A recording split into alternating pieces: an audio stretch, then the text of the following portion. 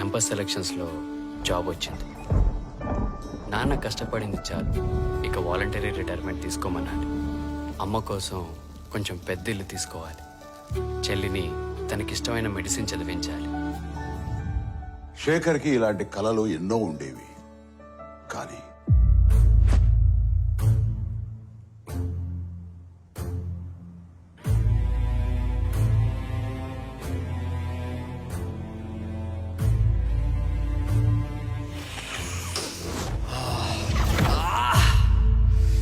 Drugs అలవాటు అయ్యాక శేఖర్కి తన కలలతో పాటు జీవితంలో మరెన్నో దూరం అయ్యాయి.